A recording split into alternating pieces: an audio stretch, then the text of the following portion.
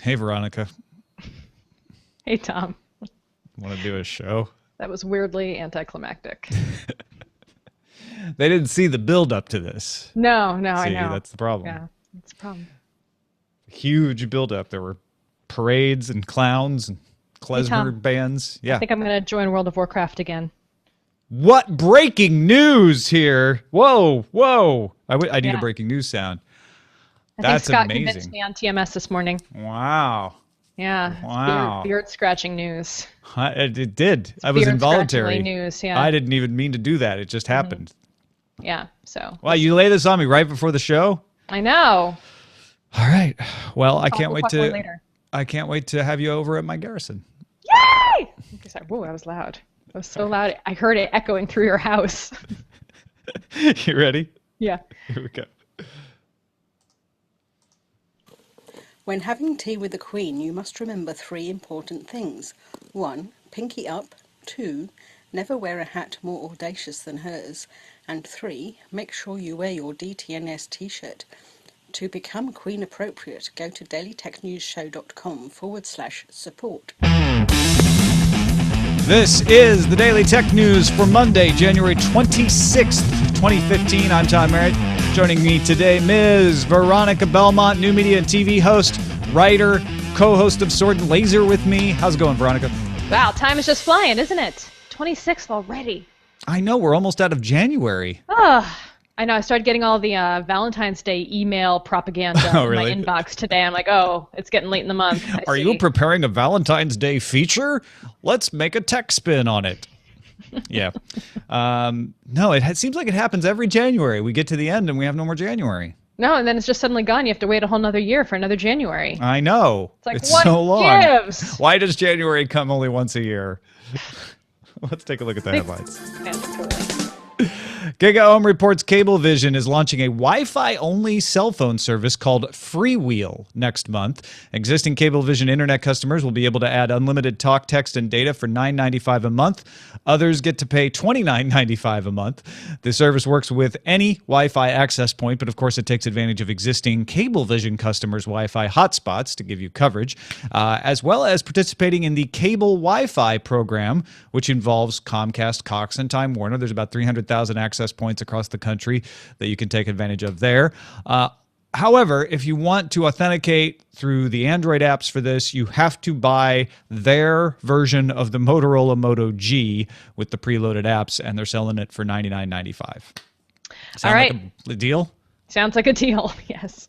CNET passes along the revelation of Motorola's Douglas Woodside that the Nexus 6 would have had a fingerprint sensor on the back if Apple hadn't bought Authentech in 2012. Woodside told The Telegraph in an interview that once Authentech was out of the marketplace, other providers weren't there yet. Wow. So this is an example of an acquisition where Apple really did steal the market. Yeah, crush the competition that way. Just not enough people doing this right yet. TechCrunch reports Facebook has launched a simplified Android app called Facebook Lite, meant for low-end devices in emerging markets. The app was made available over the weekend in Bangladesh, Nepal, Nigeria, South Africa, Sudan, Sri Lanka, Vietnam, and Zimbabwe. It is based on the feature phone version of Snap 2, a Facebook app, but adds push notifications and camera integration, among other things. Super smart. Super Yeah, it is. smart. And Facebook has been really smart at going after the emerging market early and getting people into their door. You may not like that if you don't like Facebook, but as a business, they're doing the right things for this market. Killing it. Tech World notes that KGI securities analyst Ming-Chi Kuo has issued a research note saying that the Apple Watch will go on sale in March and sell 5 million in Q1. Kuo also says that number you're thinking of right now, currently, is 12. Hoverboards will be ready by 2018, and your mom misses you. You should really give her a call sometime. Do not doubt the powers of Ming-Chi Kuo. Also, a 12-inch MacBook Air is coming. That was actually in the research note. So not wait, just the something I hoverboard made up. wasn't in the research note? No, I'm sorry. It's like Ming Chi Kuo knows me. I know. No, Ming Chi Kuo pretty much predicts things that are true. I don't know. I don't know. 12? Was it 12? I was totally thinking of 12, partly because I was looking at the lineup and it said that. According to Reuters, state broadcaster TRT in Turkey reports that the Turkish court has ordered Facebook to block pages deemed religiously offensive under threat of having the entire Facebook blocked if they did not comply. Court order follows recent government efforts to crack down on material offending religious sensibilities, including an inquiry into a newspaper that reprinted parts of the Charlie Hebdo cartoons in the wake of attacks on that publisher in Paris. Mm-hmm. The Verge reports that Oculus has revealed its Story Studio, an internal team exploring virtual reality cinema. At Sundance, they introduced a movie called Lost, a real-time computer-generated VR experience for the Crescent Bay prototype.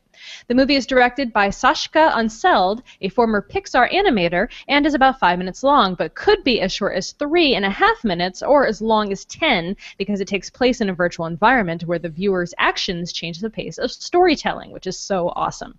The Verge article has a ton of awesome details about how the team came to be and what the future might hold for interactive cinema.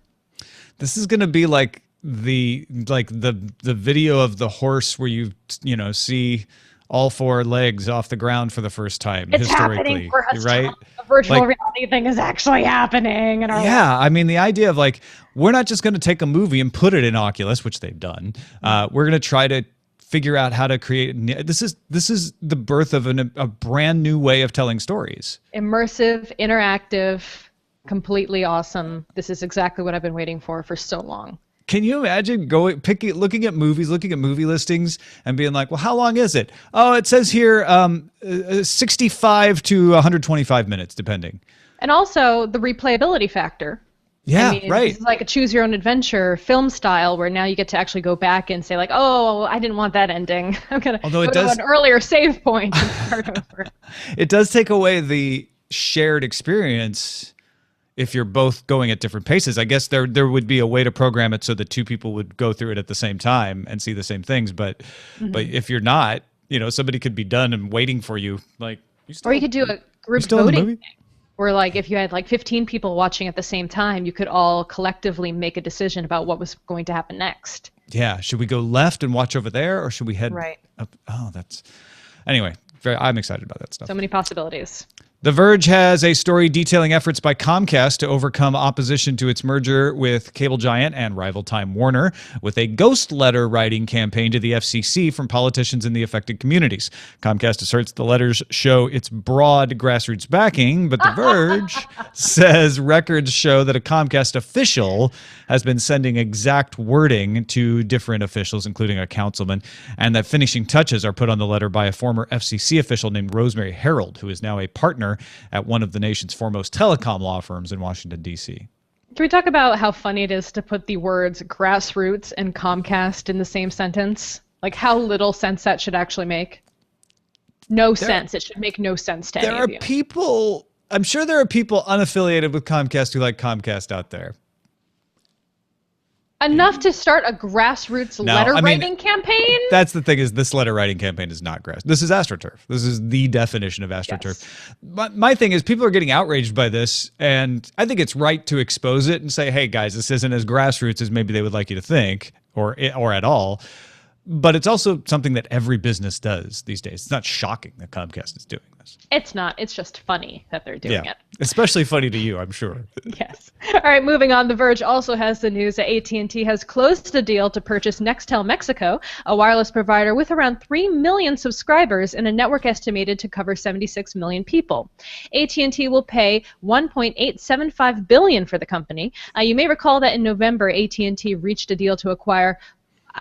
is it Lucix? Lucicell, I think. Lucicell. It's a lowercase L, so I got confused and thought that was an I and didn't know how to say that company name. And it's 9.2 million subscribers. That deal was finalized January 20th. Telcel still has the biggest share of Mexico's wireless market at 70%. AT&T coming for Carlos Slim, huh? That's a battle right there. Time now for some news from you. These come from our subreddit, dailytechnewsshow.reddit.com. Folks, if you haven't stopped by the subreddit, there's no benefit to me directly of you stopping by the subreddit. It doesn't help monetize the show, but it helps make the show better because I look at what's being submitted there, and I look at the number of votes it gets when we put the show together. So even if you just pop in once a day and pop a couple votes down like that one's interesting, that one's interesting. That's going to help. You're also going to help yourself because, frankly, there's a lot of really good stories in there. And there's 4,000 people in there submitting things, voting it up. So check it out, dailytechnewsshow.reddit.com. I always like to highlight a few of these. Captain Kipper pointed out the Guardian article about Google disclosing that it had turned over email and IP addresses related to 3 WikiLeaks staffers in response to a secret warrant served in March 2012. Google revealed the information to WikiLeaks on December 24th, 2014. Now, the company stated a gag order had prevented them from revealing the information earlier. The staffers were investigations editor Sarah Harrison, spokesperson Kristen Hrafsson, and senior editor Joseph Farrell. You may recall that Twitter had to deal with a similar situation. They were ordered in January 2011 to turn over information related to Icelandic MP Birgitta Jonsdottir, but alerted her much sooner after the request. They were able to convince the officials to allow them to alert her much sooner, which let her fight the order. Now, she didn't win, but she got a chance to at least fight her data being turned over.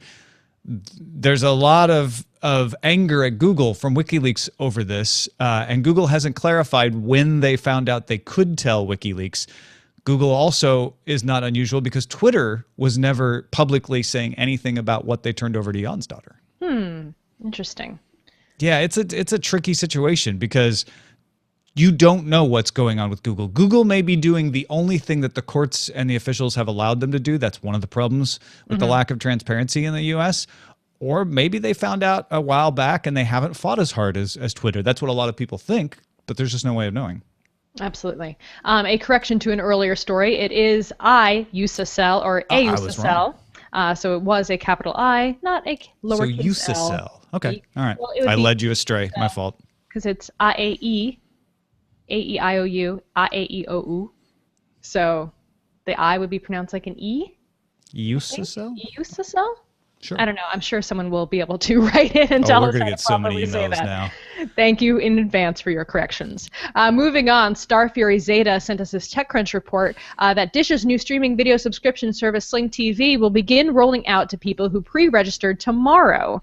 Subscribers will get 20 live TV channels for $20 a month that can be accessed from Android, iOS, Fire TV, and Roku apps. The content will include ESPN, TBS, TNS, CNN, HGTV, DIY, and Food Network, and of course the ability to add new shows and networks, including children's channel packages, for $5 a month.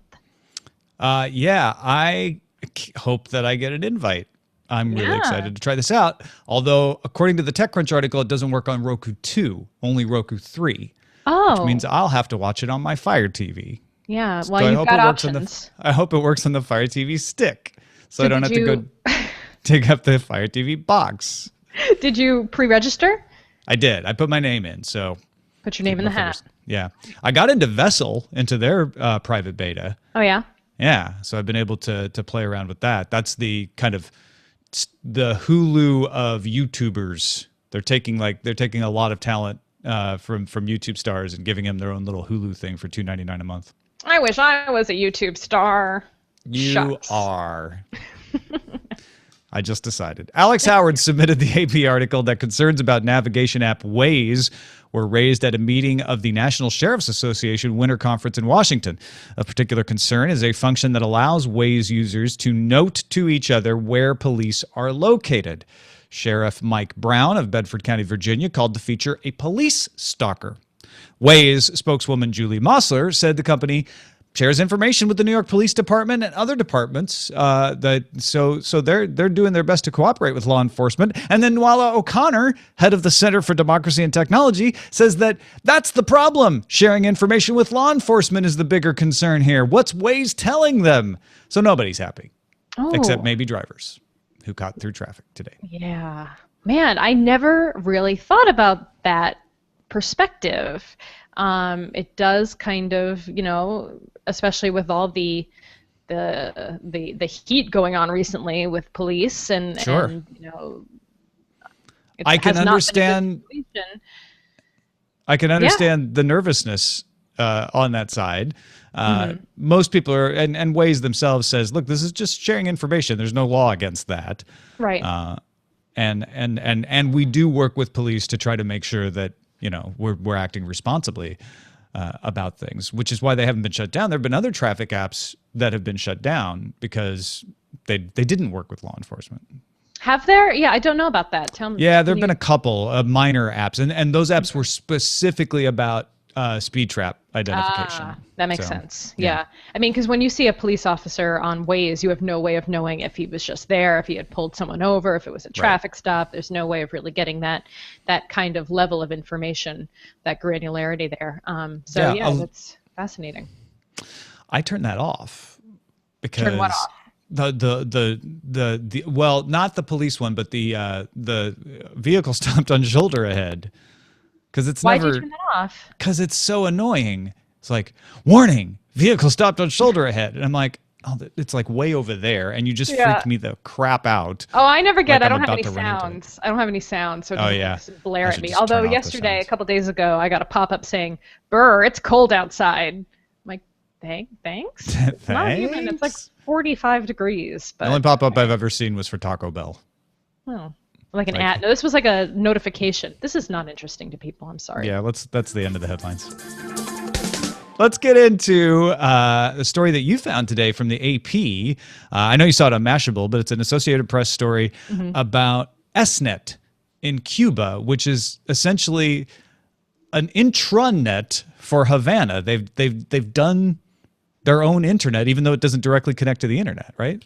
Yeah, this is really interesting stuff. I mean, we've known about this for a while because we've heard about these things like called a paquete semanal, the USB drives that are delivered each week to customers or to distributors, where they basically plug in a bunch of TV shows, movies, newspaper articles, magazines, pretty much any media you can think of from the outside world, bring it into Cuba.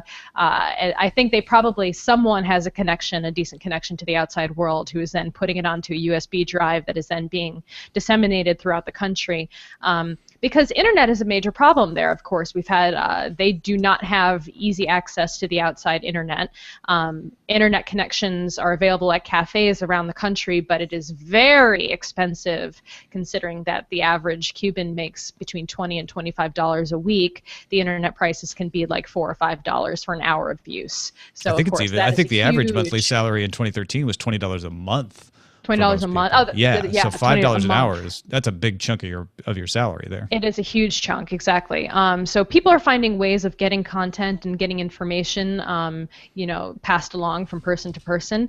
But there is no easy internet access. People have been setting up internet nodes throughout the country. Now, this is not technically legal, but the government kind of lets it slide a little bit because they self-regulate. So there are volunteers who are working on this intranet of sorts, who make sure that no porn is being passed around, that there's no anti-military, anti-government propaganda being passed around, and they stick to these rules because they like what little connection they're able to have.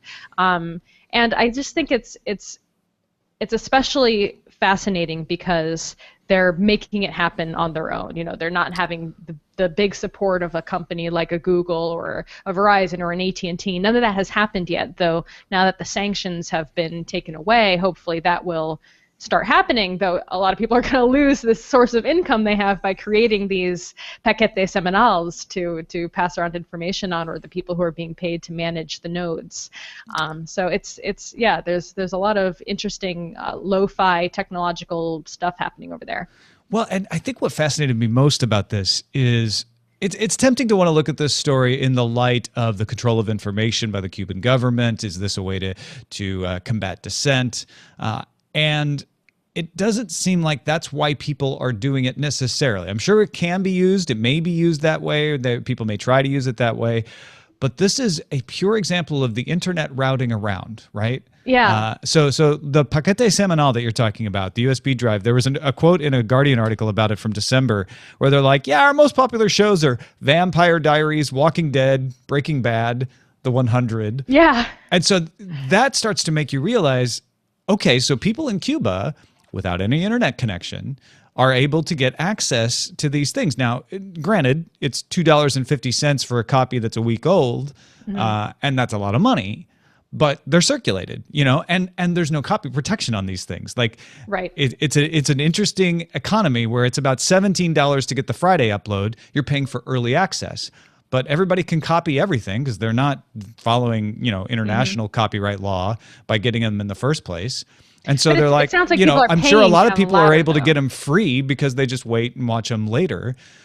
And now what you're talking about are these guys setting up nodes where they like take a computer, put a modified Wi-Fi antenna, really expensive there, about $200 to equip a node, right? Yeah. And computers are not exactly a dime a dozen in Cuba either. There's fewer than 1 million computers in Cuba. Yeah, they only allowed people to actually own their own computers at home in 2008, which is frankly when the SNET membership took off. This has been going around since 2001, but in the last 5 years, they've skyrocketed to 9,000 users because there's more computers out there. Now, what's interesting to me, too, is that, when you hear about this kind of grassroots internet taking hold in the country, my first thought kind of went to, how is this going to affect social change? Is this like the Arab Spring for Cuba? Is this like, information being shared and disseminated in under hidden from the government or trying to skirt the government? But no, it's not. It doesn't seem to be really like that at all. And I'm not saying it should be like that. I think that was just my first reaction, was expecting it to be a force against this oppressive government regime. But at the same time, no, the government is aware of it and people are actually supporting. They just want this thing. They don't really want to use it for those reasons because they don't want it taken away.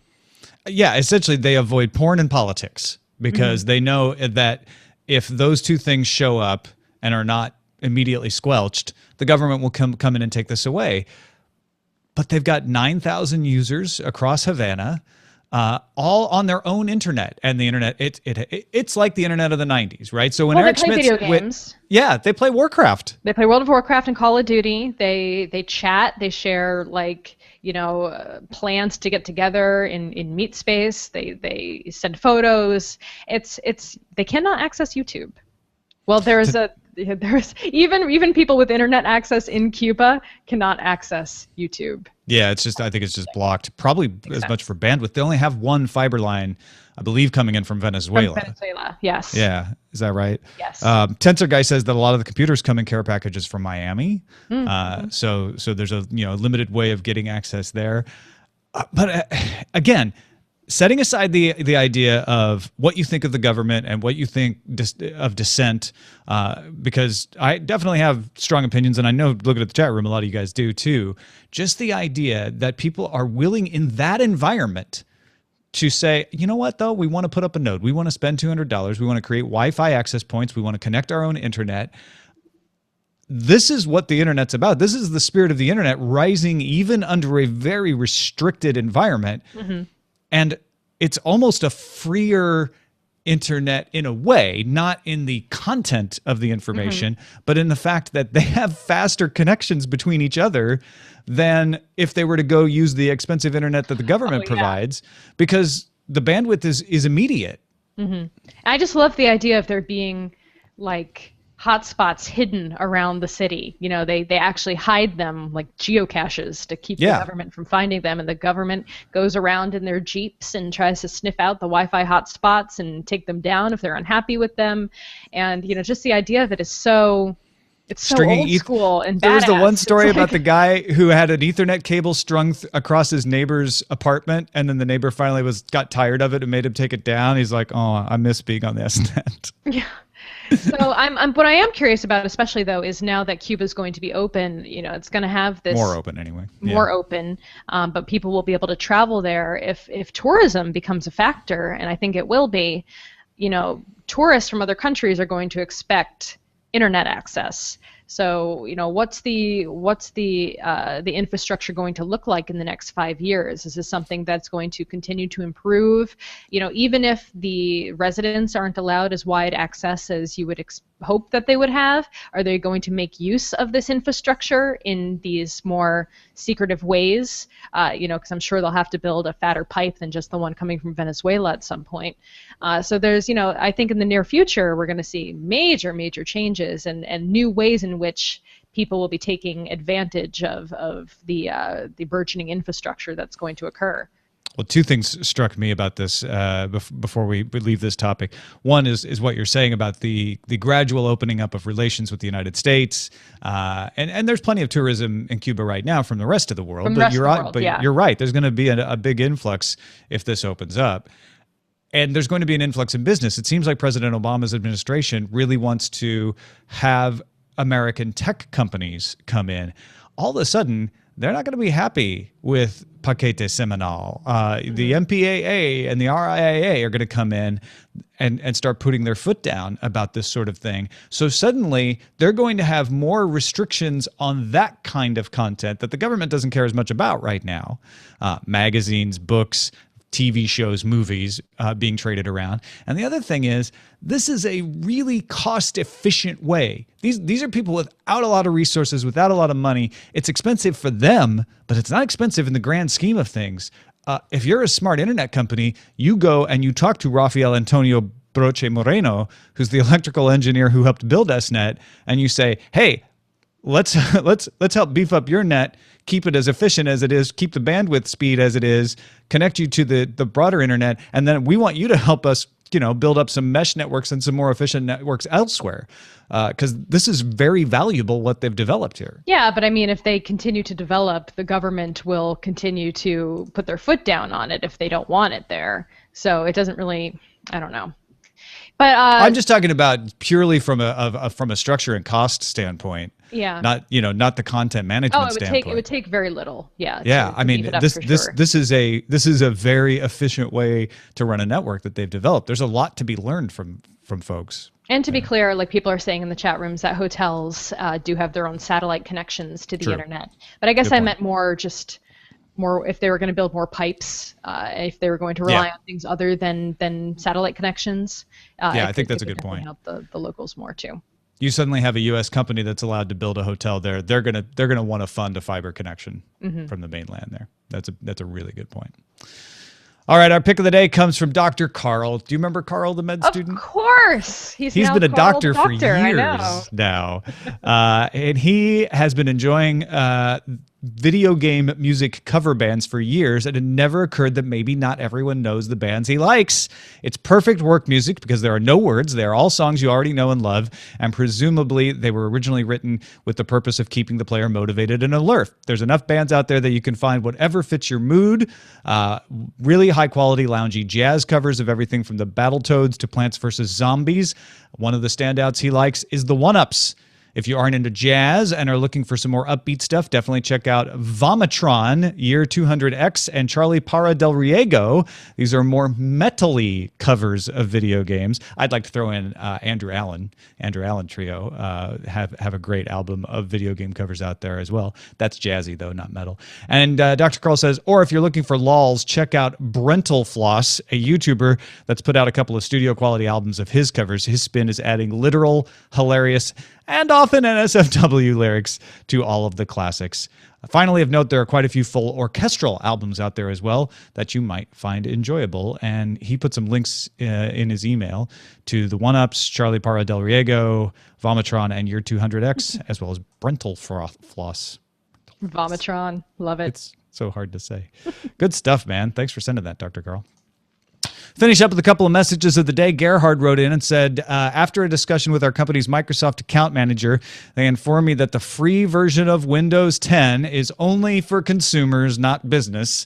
I think we did mention that we were pretty sure that was going to be the case. So Gerhard's saying, yeah, I got it from the horse's mouth. Our company will still have to buy Windows. Is Microsoft moving to enterprise as its primary revenue stream? I think this is a smart strategy for two reasons, says Gerhard. First, if users use the latest operating system, they will put pressure on companies to upgrade. Secondly, it also creates quick adoption of the OS, putting pressure on software developers to get applications working on Windows 10, which in turn takes the #1 upgrade issue for businesses away, which is incompatible software. Also, the people who will be able to take advantage of this mostly listen to your podcast, or similar ones, unfortunately. Therefore, the cost impact will be small, but the internet uproar, because it is free, will be overwhelming. So win-win for all. I think that's smart. If the users want the latest operating system, I think we did mention that, but I hadn't thought about the idea of applications where getting developers on board is going to ease the transition for the enterprise. The other thing is cost. Enterprise doesn't want to have to pay to upgrade Windows if it doesn't have to. So that's always going to be a lagging factor. And I think that is why, going back to Gerhard's first thing, where he says getting the users to enjoy Windows 10 at home with a free upgrade is definitely going to get them to want to push at work to get it upgraded. Yeah. If it's working better for you at home, you're definitely going to want to make use of it at work as well. That's the gamble. Yep. And then Brian added to our GoPro coverage. We had mentioned GoPro working with the NHL and that Colton Moore had used a GoPro, although it wasn't an official connection. Brian said X-Gamers also had follow cam operators taking GoPros over the jumps on the ski and snowboard slopestyle and big air events compared to the follow cams they've used in the past and were using alongside the GoPro, where operators took professional wireless cameras around the jumps. I saw no signal hiccups and quality was pretty good. Nice. I have never used a GoPro before. You should just attach one to your head and stream live. There was That's a dog like at an the NHL farmer's player market with a GoPro on his back this weekend. Yeah. It was weird. Every cyclist who's wearing cycling clothes that goes down my street has a GoPro on.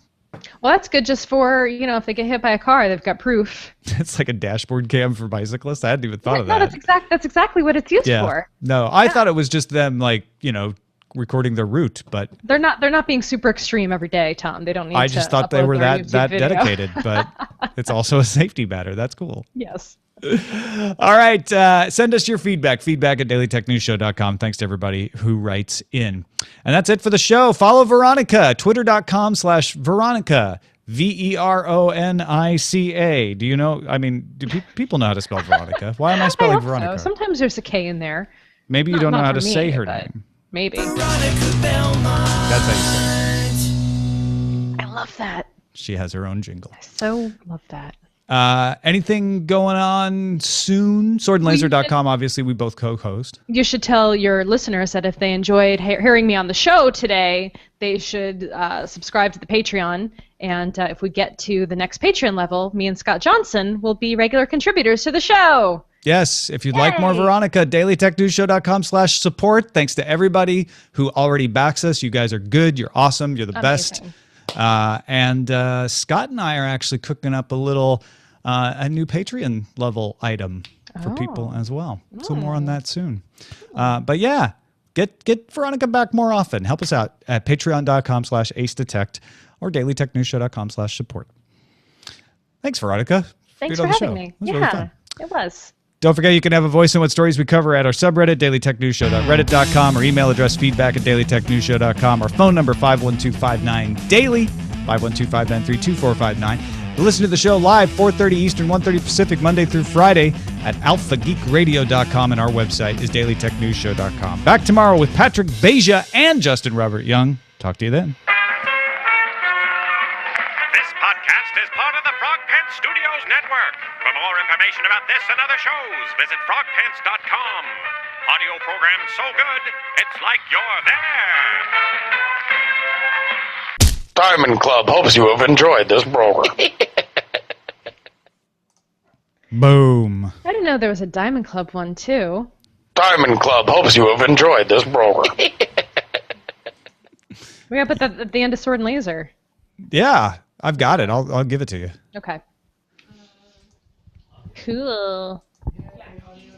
Good Rock and show, rolls. everybody. Good show. I say. Good show, old mates.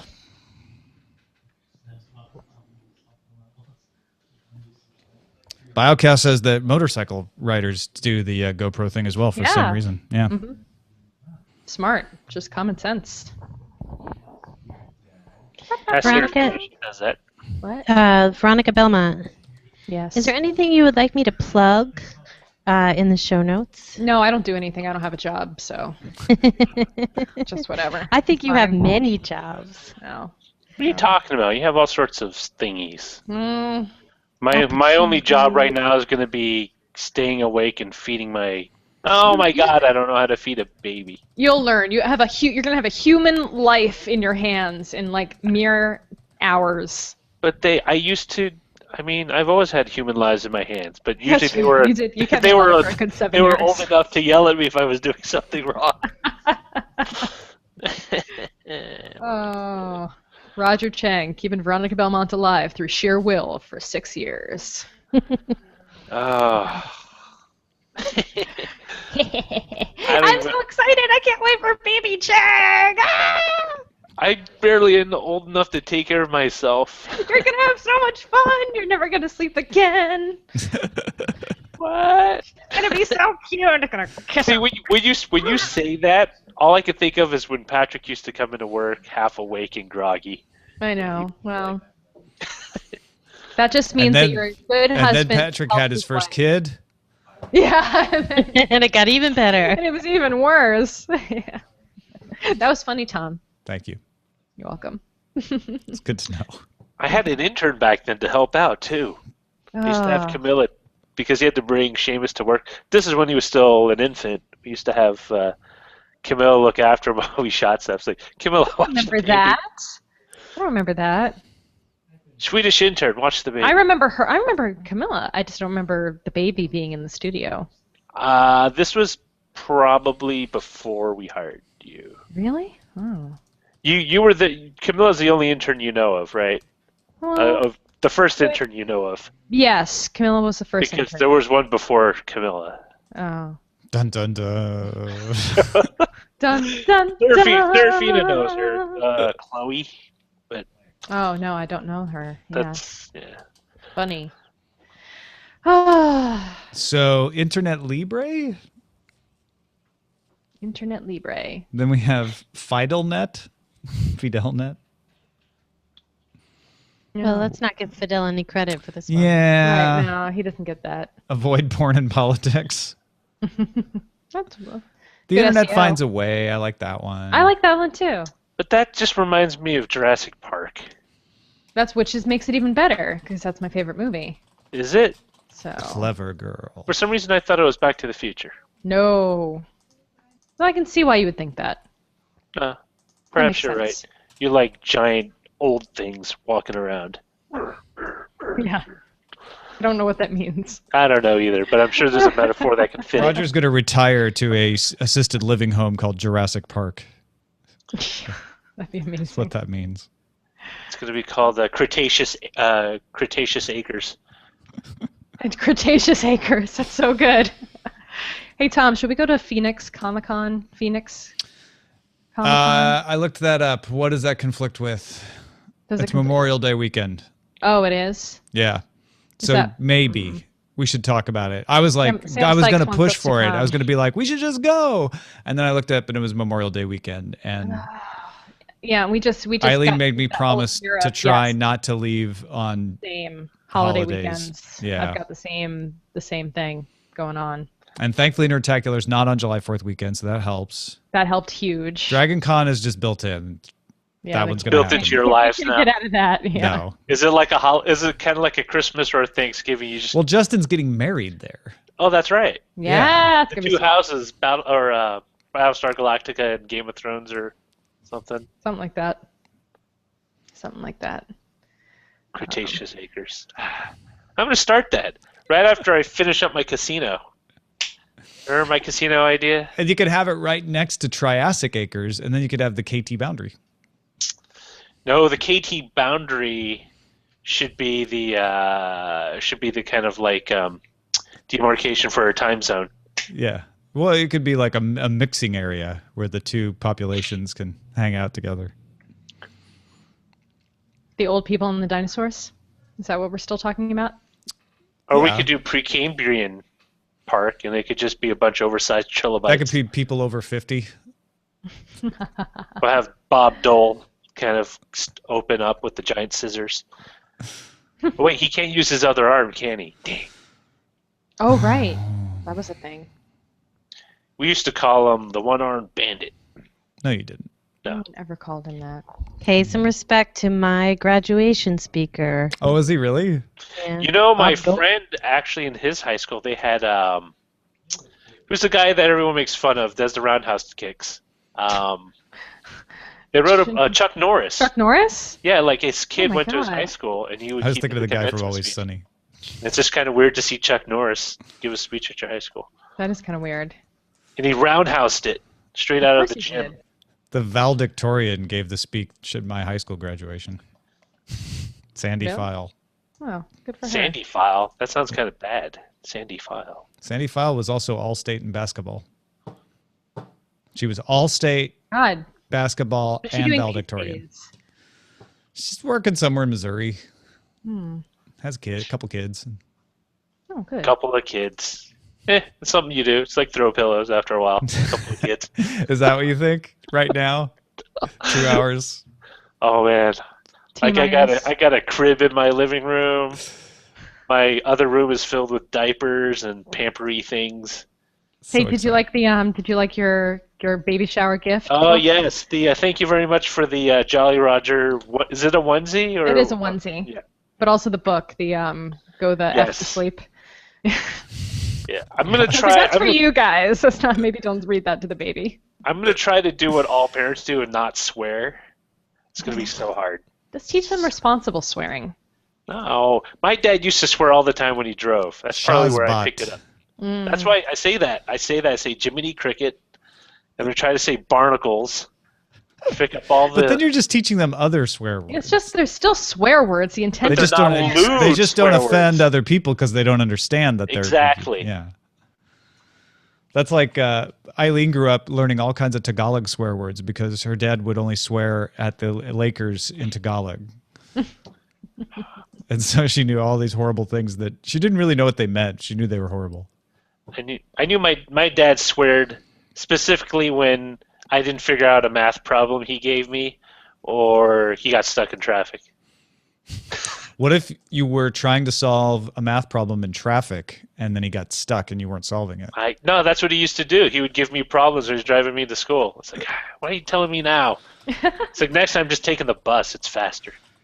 No math problems. All right, I have to go. All All right. right. If you're around Contact anytime number. this week. Yay! Oh, Tom, guess what? Gail Carriger just said I can come live in her book nook. Oh, yeah? Nice. That was a very comfortable looking nook. Didn't it? Wasn't I would it? totally. Once I saw you say that, I'm like, oh, yeah, definitely. Yeah, good. Cool. All right, I'm going to go do that. All right, I'll see you guys All later. right. Have a good move. Bye, guys. Good luck, Roger. Thank you. Can't I'll wait to see text you. pictures. Okay, yeah, please do. Okay, bye, guys. Bye. Bye. Bye. Take a look. It's in Gail Carriger's book nook. It's Veronica's new home now. Wait, she's living in an actual book nook, or is that just kind of an in-joke? I don't Gail understand. Carriger posted a blog about her remodel of her house, or redesign, I guess. Not really remodel, maybe. I don't know. But one of the things she had done is created this book nook in this, I think it might have been under some stairs or something, but it's like a place where you can like curl up with a book and read. And it's got pillows. It's real comfortable. And Veronica on Twitter said, I would like to move there, please. It's funny. I've always wanted to live in like a very luxurious setting, but I've always had a special place for like super cozy things that aren't, immensely, spacious, but there's just enough, where you have elbow room, but it feels cozy. You don't feel like, you have like a little kitchenette, kind of like a trailer, except not Yeah. without I had a friend who without lived the in stigma. in Austin. She lived in a trailer that was in someone's backyard. So she didn't have the stigma of a trailer park, but then she had the cozy little trailer thing going on. At one point, I was considering one of those tiny homes because Patrick bought a magazine about tiny homes, and I was flipping Oh my through it. gosh. We were just watching that on the FYI network, which is a network you can get for free on the Apple TV. You can watch, they have a whole series called Tiny Homes that I was watching. I just think it's kind of cool that you can cram so much into it in those tiny homes, but at the same time, I remember it's like, this is what Japan's like. This is what you live in a giant rabbit hutch in the sky. Except you pay a lot more in Japan. Yes, and it's crazy. Like I don't anyone unless someone's actually lived there. Like when you visit, you go to a hotel. Those hotel rooms are on average much larger than an actual one bedroom or even a 2-bedroom place. And it's just like you think about it, and like it's weird. I came back here and everything seems so far apart. like my bed from the dresser, or how big my TV was, or how big my couch was. That's just very odd. Floating trailers. Although have you ever watched that show? Not Mega RVs, like something. It's like these super really expensive RVs, and there's like a lot of them are just like oversized buses that can push out to make a double wide trailer thingy. All right, I'm out of the post. All right, I'm putting my show notes in. Arrivederci, Internet. But I'll see you tomorrow.